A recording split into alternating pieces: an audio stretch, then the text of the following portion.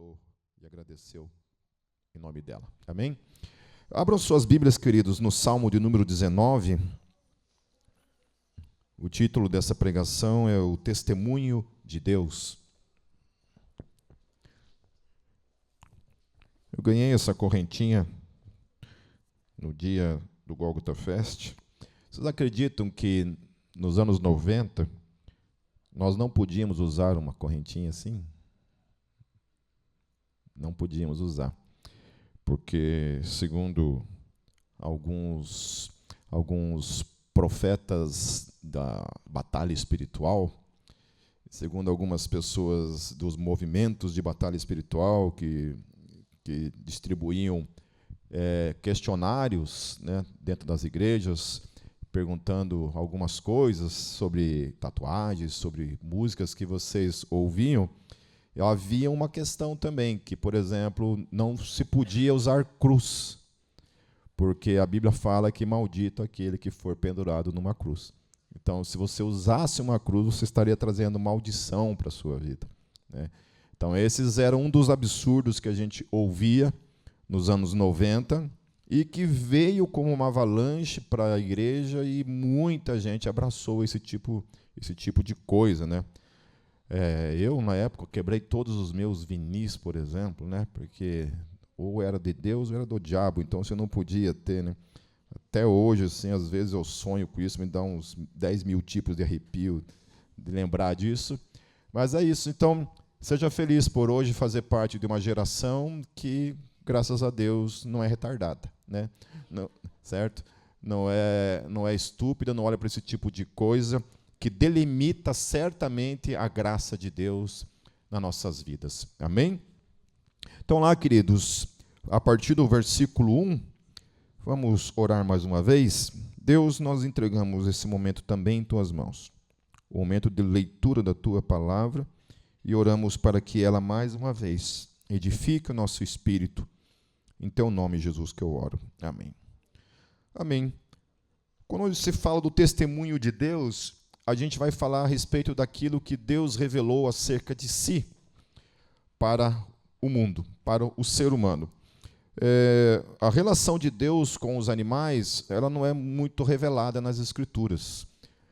Nós não temos assim algum tipo de reflexão acerca da revelação de Deus acerca dos animais. A gente tem alguns lampejos acerca de algumas questões ligadas aos animais que desafiam para a gente algum tipo de explicação.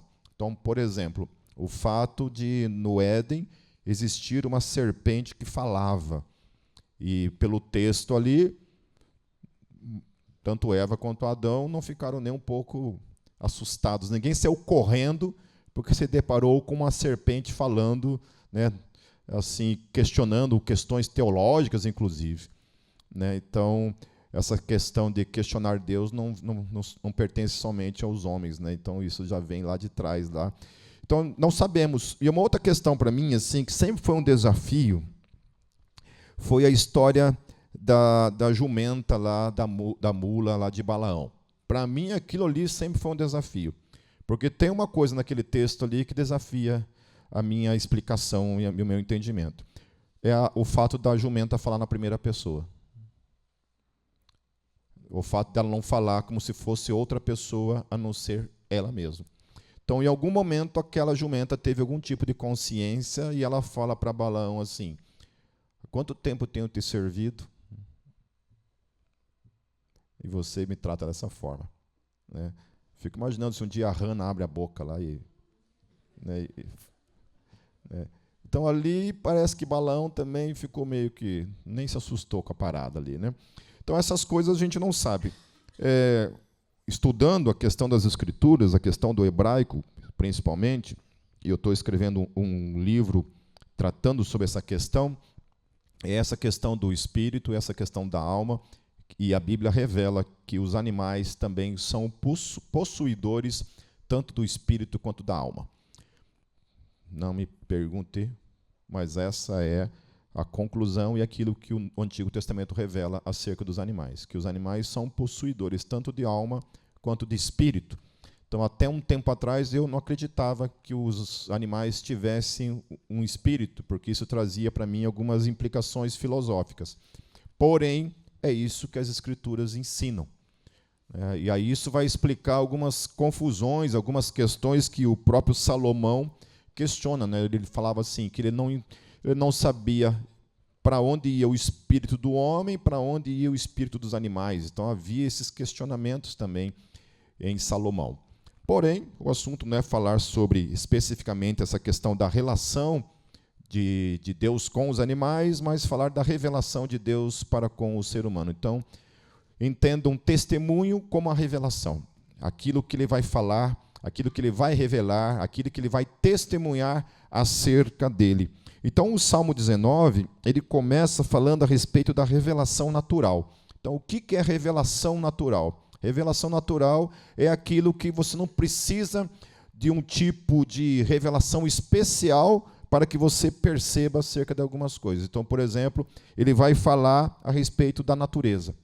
Então, a natureza é um tipo de revelação natural da parte de Deus. O texto vai falar que Deus se revela por meio da natureza. Ele começa dizendo assim, Davi falando, os céus declaram a glória de Deus. O firmamento proclama a obra das suas mãos. Um dia fala disso ao outro dia, uma noite o revela a outra noite, sem discurso nem palavras, não se ouve a sua voz, mas a sua voz ressoa por toda a terra e as suas palavras até os confins do mundo. Nos céus, ele armou uma tenda para o sol, que é como um noivo que sai do seu aposento e se lança em sua carreira com a alegria de um herói. Sai de uma extremidade dos céus e faz o seu trajeto até a outra, nada escapa ao seu calor. Então, Davi fala isso, olha, os céus proclamam a glória de Deus. Os céus revelam a glória de Deus. Então, quando eu olho para as estrelas, o sentimento que gera em mim é esse sentimento, primeiramente, de pequenez, né? De que eu sou muito pequeno e aquilo é algo grandioso e eu me rendo a isso e eu glorifico aquele que criou todas as coisas. Então, o universo, as coisas criadas, a natureza, o sol, a lua, as estrelas, tudo isso revela a Deus. Eu lembro quando eu era criança, literalmente criança mesmo, tinha lá meus 6, 7 anos, eu subia no telhado da minha casa e eu passava horas assim, olhando para o céu e orando e falando com Deus, quando criança. Ficava assim, olhando para as estrelas e orando e falando assim, com Deus é maravilhoso. Né? Esses dias eu estava falando para vocês que eu fui na praia, eu sentei também num banco de frente para o mar, e aquilo grandioso, aquilo faz o meu coração se dobrar diante de Deus em adoração ao nome dele, porque eu recebi, e talvez todos vocês tenham recebido da mesma forma, essa graça de perceber a glória de Deus nas coisas criadas. Muita gente olha para a natureza e não tem a quem agradecer. Não tem a quem dar graças por aquilo que está diante de si. Então, eu olho para um pássaro, né, existe a tal da saíra sete cores, que é um passarinho bem colorido. Né, as saíras são uma espécie de passarinho que todas elas são muito coloridas. É uma mais linda que a outra. Então, depois você procura lá no Google, lá, saíras, né, você vai ver lá os tipos de saíras. Procura agora no Google antes de você dormir, porque senão vai procurar depois. Aí pode procurar, autorizo vocês a entrar na internet agora e olharem a beleza que é uma saíra.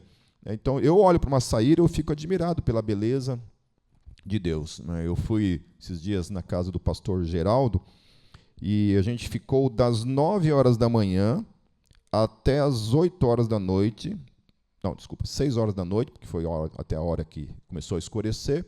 A gente ficou de frente para uma árvore, no fundo da casa dele, onde ele coloca lá bananas, espalha as bananas lá, e desde as 9 horas da manhã até 6 horas da tarde, era o dia inteiro passarinhos que vinham ali da Mata Atlântica, né, e se alimentavam ali. Né. Tinha um passarinho que apareceu lá que eu nunca tinha visto na minha vida, muito raro, chamado Thier Sangue. Um passarinho vermelho, assim, coisa mais linda. E eu tive esse privilégio. Então, para mim, aquele dia foi um presente de Deus, estar ali vendo a natureza e glorificando a Deus pelas coisas criadas. Mas olha só o que Paulo fala a respeito dessa revelação. Então, não somente Davi ele tem essa percepção de que a natureza revela a Deus, mas o próprio apóstolo Paulo também vai tratar dessa questão lá em Romanos 1, no verso 18 em diante. Me acompanhem, queridos. Romanos 1, Paulo começa a falar a partir do verso 18 assim: portanto, a ira de Deus é revelada do céu contra toda impiedade e injustiça dos homens que suprimem a verdade pela injustiça. Pois, aí ele vai falar, o que de Deus se pode conhecer é manifesto entre eles, porque Deus lhes manifestou. Então, Paulo fala que nenhum homem é desculpável, porque a revelação de Deus, o testemunho de Deus está entre os homens. Não, é indesculpável. Não existe ninguém que pode dizer, não há evidências da existência de Deus. Pelo amor de Deus. O que mais se tem é evidências da existência de Deus. Eu falei que estava assistindo um debate entre 2 pastores contra 2 judeus não convertidos ao cristianismo, literalmente judeus, realmente. E todo o debate, a discussão, era a respeito do Antigo Testamento. E esses 2 pastores nesse debate. E os caras judeus ali, né, não reconheciam em momento algum a autoridade do Novo Testamento, né, e aquilo começou a me irritar, ver aquele debate, porque eu estava vendo aqueles 2 pastores focados em questões do Antigo Testamento, e sendo que eles tinham a maior ferramenta que nós temos. A maior evidência de que o cristianismo é a verdade não é a questão do Antigo Testamento ou questão textual. A questão é esse homem chamado Jesus. Então, em nenhum momento, aqueles homens são chamados para o grande desafio de responder: quem é Jesus para você? Jesus foi um profeta? Jesus foi o quê? Um falso profeta? O que ele foi? Então, Jesus era um judeu. Seus discípulos também eram judeus. O apóstolo Paulo também era um judeu. Todas aquelas 500 testemunhas que Jesus apareceu também eram judeus. Nicodemos era um judeu. Os homens que enterraram Jesus naquela tumba também eram judeus. Todos esses homens eram judeus. Todos esses homens tinham exatamente o mesmo tipo de fé que aqueles 2 ali também tinham. O que aconteceu com toda essa renca de pessoas que criam da mesma forma que eles, passaram a acreditar nesse judeu chamado Jesus de Nazaré? O que aconteceu? Então, essas pessoas precisam primeiramente explicar qual que é a razão disso ter acontecido. Antes de você querer explicar Antigo Testamento ou não, precisa explicar isso. Como que esse judeu conseguiu convencer 500 pessoas a simplesmente acreditarem naquilo que ele tinha ensinado, no seu testemunho? Esse que é o grande desafio. Porque alguma coisa tem que acontecer aqui. Agora, você fica lá discutindo se realmente havia um único Deus, somente, ponto final, no sentido literal do termo, né? É uma questão. Vai para o Novo Testamento, é óbvio que vai conflitar com a questão desse entendimento quando você apresenta que Deus é Pai, Filho e Espírito Santo. Então, obviamente que isso vai entrar em conflito. Agora, olhamos para a pessoa de Jesus. Ele disse ser Deus. Ele demonstrou ser Deus. Qual que é a evidência de que ele, de fato, é Deus? Então, é nisso que nós temos que nos focar. Então, se você um dia for parar para discutir com um judeu, você tem que entrar no teu terreno, você tem que chamar ele para o teu terreno, porque se você for para o terreno dele e você principalmente não sabe falar hebraico, você vai levar um pau. Você vai apanhar. Então, traga ele para o Novo Testamento. Traga ele para o entendimento daquilo que o Novo Testamento revela acerca de Deus. Então, aquilo que o Antigo Testamento fala, o Novo Testamento vai falar que aquilo lá é a respeito de Jesus. Então, as cartas de Paulo falam sobre isso. Pedro vai falar sobre isso. Tiago vai falar sobre isso. Hebreus vai falar sobre isso. Os autores neotestamentários vão se focar a respeito disso. Então, voltando para a questão, então, no versículo número 19, ele vai falar que tudo que é para conhecer acerca de Deus já está revelado. Paulo vai falar. Já está revelado. E ele vai continuar assim, mas o que, afinal de contas, Deus manifestou para que o homem pudesse já saber de antemão acerca de Deus? Então, lembre-se que Paulo está falando do capítulo 1 aqui. Então, para mim, a carta de Paulo aos Romanos é o maior tratado sobre a doutrina da salvação que existe. É onde ele vai explicar, desde a queda do homem até a morte de Cristo, a ressurreição de Jesus, até o pós-nascimento, o novo nascimento, quando você nasce de novo, como é que é a vida cristã. Então, a carta de Paulo é esse desenrolar, onde Paulo vai explicando tudo isso até o capítulo 16. Ele vai falar assim, então: pois desde a criação do mundo, os atributos invisíveis de Deus, seu eterno poder e sua natureza divina, têm sido vistos claramente, sendo compreendidos por meio das coisas criadas. Então, a primeira questão indesculpável para o ser humano é que aquilo que Deus quis revelar acerca do seu poder, acerca dos seus atributos, está na criação. Atributos estão, por exemplo, na sua onipotência, porque só um ser onipotente é capaz de criar algo como o universo é. Somente alguém todo-poderoso é capaz de criar o universo. Eu estava hoje dando uma lida nas 5 vias de Tomás de Aquino, ou alguns falam as 5 provas da existência de Deus, por meio de Tomás de Aquino. Eu acho interessante o primeiro ponto nas 5 vias de Tomás de Aquino, que é a questão do motor que faz as coisas se movimentarem, né? Então, tudo que existe, se algo está parado, ele jamais vai sair do lugar. Se você deixar essa caixa ali, nesse lugar, ela vai ficar ali para sempre. Nunca vai sair dali. Só tem uma forma dela sair dali. Um elemento externo tem que movê-la. Algo move o nosso ser. Nosso ser também. Se você deitar ali, ficar parado ali, ele não vai sair dali. Ele só sai dali porque você decide sair de onde você está. Então, tudo aquilo que se move vem de uma força que o faz se mover. Então, o universo, é impossível o universo entrar em movimento sem que algo primeiramente tivesse dado movimento a todas as coisas. Então, isso é chamado do primeiro motor, que é Deus. Porque a forma como o universo se movimentou e o universo se organizou, é impossível se acreditar que isso foi por acaso. Que não havia alguém orquestrando todas as leis da natureza, criando as órbitas, criando a forma como eles seriam. Por exemplo, né? A gente olha para os planetas que estão no nosso sistema solar, né, e o quanto esses planetas nos protegem dos asteroides, dos cometas que vêm e simplesmente são parados porque param nesses planetas. Então, a posição da Terra também, ela está na posição exata de distância para que haja vida. Porque se ela estivesse mais perto do Sol, nós seríamos torrados, e se nós estivéssemos mais longe do Sol, nós seríamos congelados. Não haveria vida na Terra.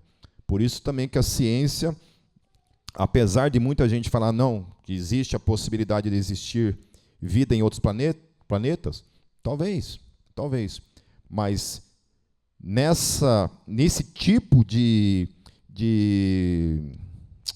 circunstância, de situação em que a Terra se encontra, é quase que impossível. É muito difícil ter o tamanho do Sol, a Lua também é um outro fator que permite a vida na Terra, tudo isso. Quando você vai olhar para isso, a forma como as coisas vieram a existir, a forma como as coisas são organizadas, é indesculpável o que Paulo está falando. Olha, se você olha a forma como o universo funciona, o Sol nasce todos os dias, faz esse giro de 24 horas. A Lua está lá. A forma, o número exato do oxigênio Tudo isso que nós temos na Terra, tudo isso foi criado para que houvesse vida na Terra. Então é isso que Paulo está falando. Olha, eu olho para a natureza, está ali, ó. A sua onipotência está ali. Os seus atributos invisíveis, o texto fala, estão ali. Então eu sou indesculpável, a começar então pela revelação natural. Aí ele continua dizendo assim: porque tendo conhecido a Deus, não glorificaram como Deus, nem lhe renderam graças. Está aí, ó. Por isso que eu falo de gratidão. Querido, agradeça a Deus. Quando você vê a natureza, seja grato. Deus, obrigado pela natureza. Sabe, eu fiquei meio frustrado com uma pessoa que estava diante de uma beleza, há um tempo atrás, e não parou nem para admirar aquilo que estava diante. Eu não vou citar nomes aqui, não vou dar muitos detalhes, né, para que não saiba. Mas, assim, eu fiquei indignado com aquilo, porque, na minha percepção, eu estaria ali, ó, babando, olhando para tudo aquilo ali, admirado. E aí eu fico indignado com uma pessoa que está diante de tanta beleza e não está nem aí com o que está acontecendo. Sabe? Então, aprenda a admirar aquilo que Deus criou e aprenda a olhar para as coisas que Deus criou com gratidão no coração. Há um tempo atrás, eu, Luciana, a Cecília e a Kátia, a gente foi lá em Ponta Grossa, aí um passeio que era passeio, sei lá, de 1 hora, 2 horas, a gente demorou o quê? Umas 10 horas quase ali, né? Ficamos lá o dia inteiro passeando num negócio devagarzinho, assim. Aí cada pedra que eu olhava, eu falava, nossa, é uma pedra, é uma formiga, olha, uma formiga. Então, admirando a natureza, né? A gente foi ali em Vila Velha, eu tinha ido lá, já era adolescente, então fazia muitos anos que eu não ia, assim. A beleza da natureza, sabe? Admire isso, queridos. Depois a gente parou dentro de uma estrada, lá para dentro do mato, lá, paramos lá, servimos um café e ficamos olhando o sol se pôr assim. Faça isso, faça isso. Não custa nada, né? Ali em Colombo, ali lá para dentro, né? Toma cuidado ali no começo, na região ali que o Samuca, Thalita mora, aquela região não, mas lá para o Dieter, lá, ó, né? Entram lá para dentro lá e vão dar uma olhada, querido, nisso. Então ele fala assim, que as pessoas, tendo conhecido a Deus, tendo esse tipo de revelação, as pessoas não glorificaram a Deus por meio desse tipo de revelação. As pessoas ignoraram a natureza. Olham para a natureza hoje mais como um ponto de negação da existência de Deus do que algo que aponta para a existência dele. E muito menos lhe rendem graças por aquilo que ele criou. Né? Tomar um banho de rio, um banho de cachoeira, né? Ir para a praia, molhar os pés, andar na areia. Esse dia eu estava vendo um vídeo falando esses minerais que tem na areia do mar, que eles entram, de alguma forma, pelos nossos pés, e eles são anti-inflamatórios, eles desinflamam o nosso corpo. A gente sabe de pessoas que tinham problemas respiratórios, foram morar na praia e foram praticamente curados de bronquite, de outras coisas. Sabe? Então é isso, aproveite a natureza. Mas os seus pensamentos, aí Paulo vai falar, tornaram-se fúteis, e os seus corações insensatos se obscureceram. Então olharam para a natureza, não deram a mínima para a natureza, muito menos para aquele que o criou, e tentou de alguma forma encontrar sentido na vida fora desse Deus que criou todas as coisas. E aí, óbvio que isso vai gerar um pensamento, uma filosofia do desespero. Que é aquilo que Alex Huxley falava. Alex Huxley, nossa, que palavrinha difícil de falar, acho que é isso o nome dele. Ele falava assim que, diante do desespero de que a vida não tem sentido, de que não existe um Criador, a maior experiência do ser humano é morrer de overdose de heroína. Era isso. A vida se resumia nisso. Tamanho era o desespero de uma vida sem sentido que quem pode dizer o contrário? Falava-se também que, por exemplo, uma senhora queria atravessar uma rua, você poderia pegá-la pela mão e ajudá-la a atravessar. ou simplesmente ignorar isso. Tanto faz. Cada ser humano vai dar valor àquilo que quiser dar valor. Mas ajudar ou não ajudar em si, não existe nenhum valor nisso. Isso não tem valor. Então, isso que Paulo está falando. Paulo falou assim, olha, essas pessoas se tornaram estúpidas. Elas perderam a referência da sua existência, da sua vida, que dá sentido a todas as coisas, e entraram nesse tipo de vida, nesse tipo de vida insensata, nesse tipo de vida obscura. Dizendo-se sábios, tornaram-se loucos e trocaram a glória do Deus imortal por imagens feitas segundo a semelhança do homem mortal, bem como de pássaros, quadrúpedes e répteis. Trocaram a verdade de Deus pela mentira e adoraram e serviram as coisas e seres criados em lugar do Criador, que é bendito para sempre. Amém. Então a gente passa a adorar as coisas criadas ao invés de adorar o Deus Criador de todas as coisas. Tem um livro fantástico chamado Fator Melquisedeque, de Don Richardson. Quem nunca leu esse livro precisa ler esse livro. A revelação universal de Deus para todos os povos. Então você vai lá olhar no Japão, por exemplo, né, a origem do Japão, antes de budismo, antes de existir qualquer um tipo de religião, o Japão era monoteísta. Don Richardson vai apontar isso. Ele vem aqui para os povos latinos e vai encontrar também esse Deus único, criador de todas as coisas, e posteriormente a degradação dessa religião primeva que existia ali, e degrada para um tipo de politeísmo. Então ele vai por todos os continentes encontrando esse Deus único que estava lá, e posteriormente vem então a degradação de todas as religiões para aquilo que a gente chama de politeísmo. Mas todas essas regiões, de alguma forma, havia ainda resquícios desse Deus único, criador dos céus e da terra. Inclusive, ele vai falar a respeito de Theos, que é a palavra grega que nós utilizamos no Novo Testamento, né, como revelação dada pelos apóstolos. Os apóstolos não vão usar o hebraico El ou Elohim, mas eles vão usar Theos para revelar Elohim. Então, para eles, Theos e Elohim são a mesma pessoa, é a mesma coisa. Eles vão utilizar isso. Então, ele vai lá, que Theos, dentro do panteão grego, era o Deus incriável. Era o Deus que criou todas as coisas. Era o Deus incriável. Por que não pôde usar Zeus, por exemplo? Né? Que alguns tolos aí por aí vêm falar que Deus e Zeus é a mesma origem. Não é a mesma origem. Não é a mesma coisa. Zeus é um tipo de Theos, porque Theos também pode ser usado para deuses. Também pode ser usado como plural. Mas o Theos, aquele que é a origem de todas as coisas, lá dentro do panteão grego, esse Deus é apresentado como o único criador de todas as coisas, incriável. Então, vale a pena comprar esse livro, ler esse livro, beleza? Certo? Em nome de Jesus, amém? E aí, por não reconhecerem o seu Criador, eles também ignoraram sua lei moral.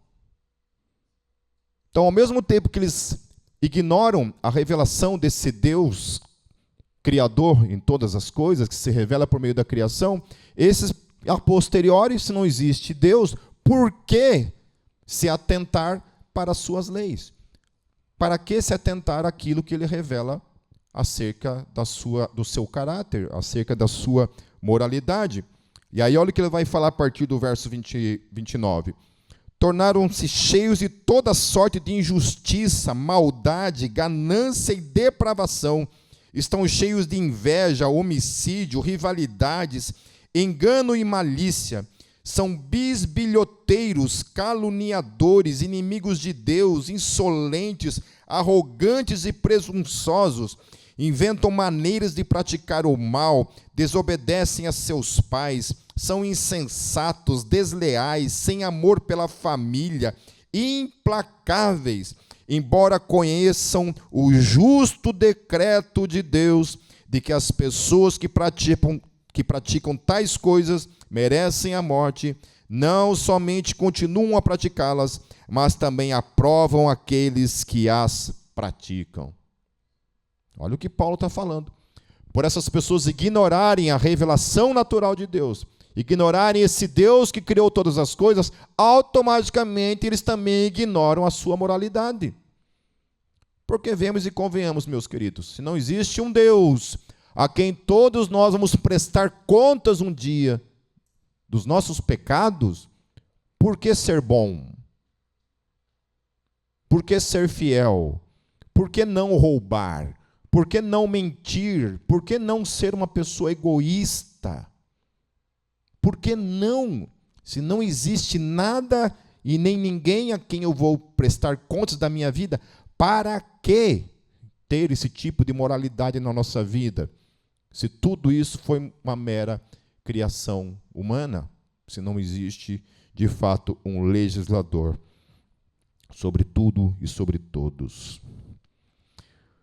Voltando no texto de Salmo 19, a partir do verso 7, Davi vai falar a respeito dessa revelação do caráter de Deus, dos decretos de Deus. Fala assim: a lei do Senhor é perfeita e revigora a alma. Os testemunhos do Senhor são dignos de confiança e tornam sábios os inexperientes. Os preceitos do Senhor são justos e dão alegria ao coração. Os mandamentos do Senhor são límpidos e trazem luz aos olhos. O temor do Senhor é puro e dura para sempre. As ordenanças do Senhor são verdadeiras. São todas elas justas. São mais desejáveis do que o ouro, do que muito ouro puro. São mais doces do que o mel, do que as gotas do favo, pois por elas o teu servo é divertido. A grande recompensa em obedecer-lhes. Então, Davi está falando, olha, os decretos de Deus, a lei de Deus, a lei moral de Deus, ela é boa. Ela deveria encher o nosso coração de alegria. Saber que nós somos regidos por um Deus que tem esse caráter. Ele trouxe esse caráter sobre nós como exigência para a humanidade. Nós conseguimos cumprir isso aí? Não. Eu estava conversando ontem aqui com 3 visitantes na festa, e elas estavam me fazendo perguntas em relação a questões de evangelismo, de rua, né, em relação à postura da igreja com questões a essas teorias de gênero, né, essas coisas de homossexualidade, de casamento homossexual ou não, né, qual que deve ser a postura, porque eles estão fazendo um evangelismo com travestis, né, numa rua aí, não vou falar onde, mas estão fazendo esse tipo de evangelismo, né, mas por enquanto só uma questão relacional, não tem nenhum tipo de abordagem de confronto, alguma coisa com relação à conduta ou algo assim, né. Eu falei, olha, o único problema que eu entendo e eu vejo em relação a muitos movimentos de evangelismo que nós temos hoje, e até mesmo o surgimento de muitas comunidades, igrejas com algumas propostas, é a partir do momento em que a gente começa a dizer que certas coisas não são pecado. Então, eu acho que nós devemos evangelizar todas as pessoas que estão aí sem Jesus, todas, sem exceção, sem dar nenhum destaque a alguém específico. Mas eu não tenho autorização de chegar a dizer: usar drogas não é pecado. O sexo fora do casamento não é pecado. Sexo com pessoas do mesmo sexo não é pecado. Mentira não é pecado. Adultério não é pecado. Eu não tenho autorização de dizer que essas coisas não se definem como pecado. E para mim é aí que está o problema. É que na ânsia de ganhar as pessoas para Jesus, eu começo a relativizar a lei de Deus. Eu começo a relativizar o caráter de Deus. Então, antes Deus considerava certas coisas pecado e agora passou a deixar de ser definido como pecado. Então, na minha ânsia de trazer essas pessoas, daí me pergunta, mas daí, Pipe, como é que faz? Como é que faz? Queridos, esse é um papel do Espírito Santo. Mas você não pode falar em momento algum, dar vazão, dar espaço para que o teu amor por aquela pessoa comprometa o Evangelho.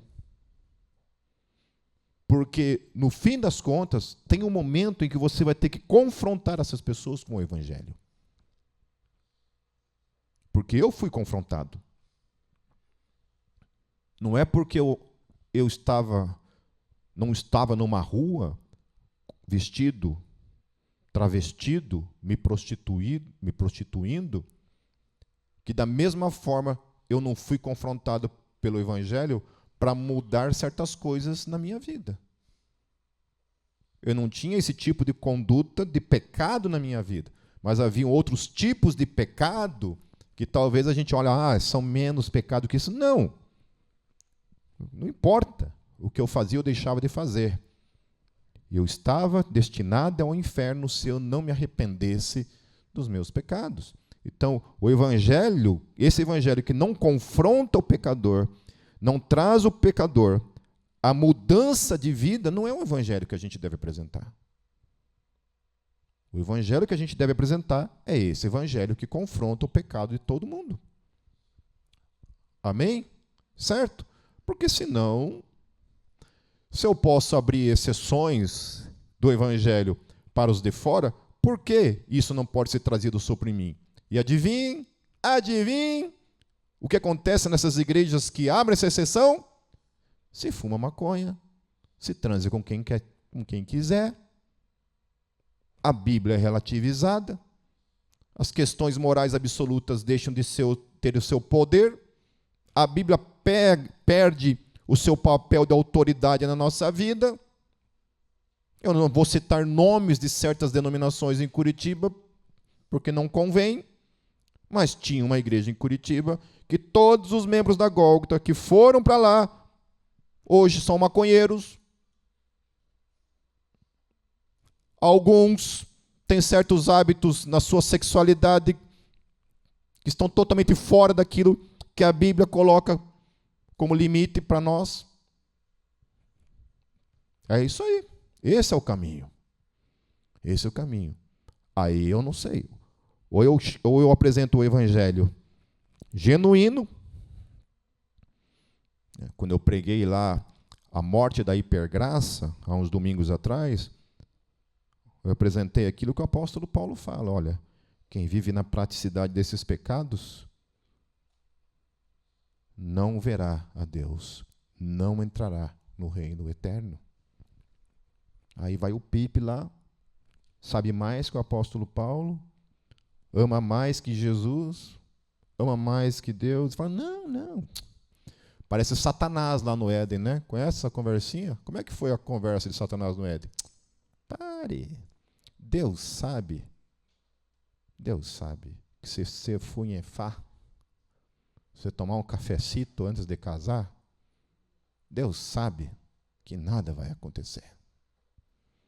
Se você for um mentiroso, compulsivo diariamente, Deus sabe que nada vai acontecer.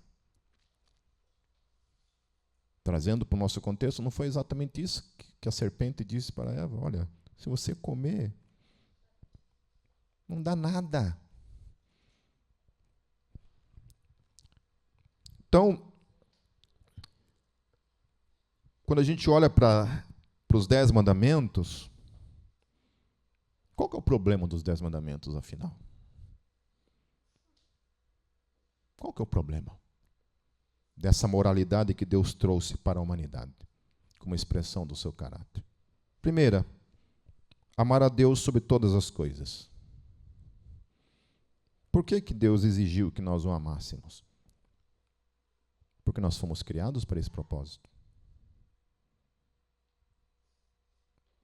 Porque é isso que nos dá sentido de existência. Porque nós existimos para algo, para Deus. Uma das coisas que eu sempre bato na tecla com relação à criação do meu filho é nesse aspecto. é de falar para ele: ninguém existe para si mesmo. Eu existo para vocês, vocês existem para mim. Eu não existo para mim mesmo. E acima de tudo, nós existimos para Deus. Segunda coisa, não tomar seu santo nome em vão. É literalmente não pegar o nome de Deus e tratar o nome de Deus como se fosse qualquer coisa. Usar o nome de Deus para qualquer coisa, inclusive para mentir, para roubar e fazer aquilo que alguns aí andam fazendo. Guarde um dia da semana para descansar. Eu sempre falo isso, que Deus precisou ameaçar de morte os caras para que os caras descansassem, senão os caras não iam descansar. Olha, se você não guardar o sábado, eu vou te matar. Já pensou se o livro do Philip Yancey, Decepcionado com Deus? Quem já leu esse livro? Oh, muito bom, Natan. Então, quem não leu, leia esse livro. É muito bom. E uma das coisas que ele trata nesse livro é justamente essa questão, né, de que, imagine se Deus agisse hoje da mesma forma como ele agia com Israel lá no tempo do Êxodo, né? Porque o juízo de Deus era imediato. Era imediato. Então, se a gente fizesse algum tipo de mentira, bam, caía um raio na nossa cabeça, matava a gente na hora. Alguém quer esse tipo de Deus? Eu não. Eu me agarro na graça e obrigado, porque não é assim que a coisa funciona. Mas lá era dessa forma. Honrar pai e mãe. Não matarás ou não assassinarás, né, seria a tradução mais correta. Não pecar de modo, por meio da imoralidade sexual, não roubar, não levantar falso testemunho, não desejar a mulher do próximo, não cobiçar as coisas alheias, aquilo que não te pertence. Eu acho interessante essa coisa de não desejar a mulher do próximo, né? Isso aqui foi escrito há 1.500 anos antes de Cristo. Portanto, há 3.500 anos, né? Vocês acham que mudou alguma coisa da perspectiva de que o ser humano ainda é um ser corrupto, que, por mais que nós tenhamos evoluído em tecnologia, evoluído como civilização, em certas coisas, nós temos certas regalias, certas mordomias, né? Hoje a gente tem um chuveiro quente em casa, né? A gente tem as coisas assim, encanamento, né, de água, a gente tem um fogão, a gente tem todas essas coisas, né? Mas, moralmente falando, a gente mudou alguma coisa? Não. Continuamos sendo os mesmos de sempre. Então, por isso, essa luta, esse esforço todo, de alguma forma, agora a gente precisa diminuir o caráter de Deus, diminuir a moralidade divina para se adaptar a uma humanidade altamente corrompida, mais do que nunca, mais entregue a algum tipo de relativismo, especialmente acerca daquilo que é pecado, daquilo que não é mais pecado, para que a gente possa, de alguma forma, se sentir confortável, e se sentir amado de alguma forma. Eu gosto quando Paulo fala, nós éramos inimigos de Deus. Inimigos. E Jesus vem e fala assim, já não vos chamo servos, mas vos chamo agora de amigos. Tem uma música do Rebanhão, né, que fala isso. Conheci um grande amigo. É um grande amigo ou um novo amigo? Um novo amigo, né? Grande amigo. Ele é filho de Deus Pai. O seu nome é Jesus Cristo. E nele a gente pode confiar. Dei uma desafinadinha aqui, mas vocês entenderam. Amém? Não vão aplaudir o meu solo profético aqui? Semana que vem eu trago um playbackinho aqui e canto ela para vocês. Continuando, queridos, para encerrar. Então, quem pode discernir os próprios erros? Absolve-me dos que desconheço. Também guarda o teu servo dos pecados intencionais, que eles não me dominem, então serei íntegro, inocente de grande transgressão. Que as palavras da minha boca e a meditação do meu coração sejam agradáveis a ti, Senhor, minha rocha e meu resgatador. Que lindo isso. Quando ele coloca nessa questão de que, eu acho que domingo passado eu falei sobre essa questão do autoconhecimento, né, de que o Otman ele fala isso no livro A Vida Cristã Normal, que nem o autoconhecimento a gente é capaz, porque a gente precisa da luz do Espírito Santo na nossa vida para que a gente possa compreender e entender até mesmo o que há de errado na gente. E aí é questionável. E aí, para mim, essa que é a questão que eu estava falando para essas meninas ontem. Falei, para mim, a partir do ponto em que eu começo a declarar que certas coisas não são pecados, eu estou, sem sombra de dúvidas, eu estou me colocando contrário ao próprio Espírito Santo. Porque se foi o Espírito Santo que inspirou a Bíblia Sagrada, e foi ele quem revelou o caráter do Pai, eu estou dizendo e chamando o Espírito Santo de mentiroso. Eu estou dizendo que o Espírito Santo não sabe o que está falando, e que eu que sei. E que a minha moralidade é maior do que a própria moralidade que o Espírito Santo revelou por meio das palavras, por meio das Santas Escrituras. Então, eu preciso da palavra revelada no meu coração para que eu perceba os meus próprios erros. Mesmo os erros que muitas vezes não foram intencionais, né? Eu prometo que a próxima reunião de casais, a gente vai tratar de uma maneira mais prática a respeito de alguns tipos de posicionamentos que a gente precisa ter no nosso casamento. E não no nosso casamento em si, mas para tudo na vida. Porque eu tenho lidado com casais assim que têm uma dificuldade básica, que é a questão da comunicação. É a questão de que, às vezes, a gente fala uma coisa, o outro entende errado, e ao invés da gente falar assim, olha, não foi isso que eu quis dizer. Tá? Se você entendeu isso, me perdoe, mas não foi isso que eu quis dizer. Eu não quis começar uma briga. Como é que é a realidade? Eu falo uma coisa, a Kátia entende errado, ao invés de eu falar, meu amor, meu guaxinim, não foi isso que eu quis falar, não quis te ofender. O que eu faço? Pô, mulher, você não entende nada do que eu falo mesmo? Sua louca. Aí chamou de louca, aí virou demônio. Né? Aí, mas foi isso que você quis dizer, e daí fica aquela briga. De infinito e nunca sai daquele lugar. Então, assim, as brigas lá em casa pararam há muito tempo, a partir desse momento em que eu percebo que a Kátia entendeu errado o que eu falei, eu já recuo na hora. Peraí. Parou. Você entendeu o que eu falei? Isso, tá. Olha, me perdoe se a forma como eu falei levou você a entender isso, não foi minha intenção. Então, primeiramente, me perdoe por isso. Tá bom? Então, eu vou falar o que eu queria dizer com aquilo que eu falei. E que não foi isso que você entendeu. Pronto, acabou. E vice-versa.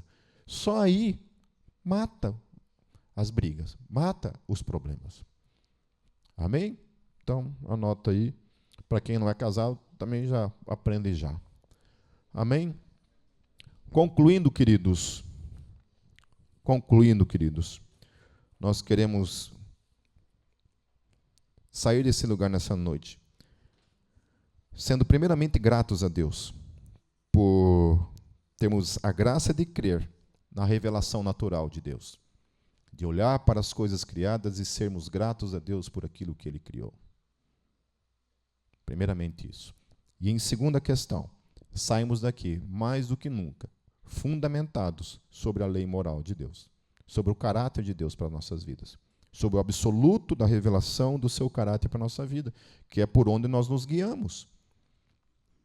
Nós não nos guiamos por aquilo que o homem fala, por aquilo que a lei humana necessariamente fala. Também, a gente também está sujeito a certa legislação no Brasil, mas especialmente sobre essa lei absoluta moral divina, que existe desde sempre, a qual um dia finalmente deixará de existir, porque finalmente seremos absorvidos por toda a eternidade nesse corpo incorruptível, ressurreto, preparado para estar na presença do Deus Santo para todo sempre.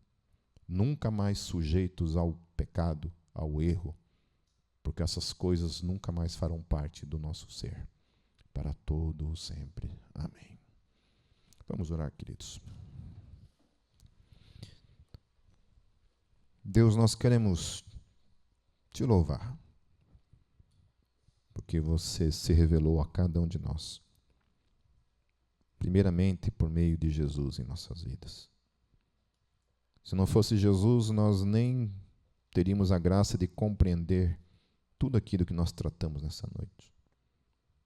A beleza de tudo aquilo que você criou e que revela a tua glória, revela a tua pessoa, revela o teu poder. Muito obrigado, Senhor, por isso.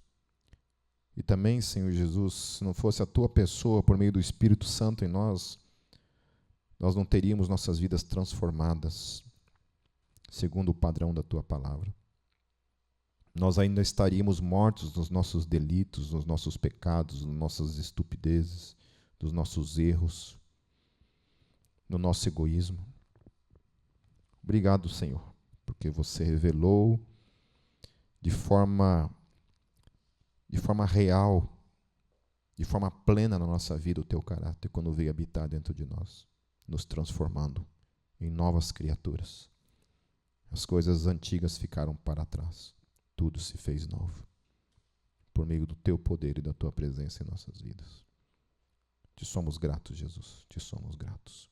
Obrigado por nos tornar essas cartas vivas, que refletem o poder transformador da tua presença em cada um de nós, para todo sempre. Nós te somos gratos. Em teu nome, Jesus. Amém. Amém, queridos.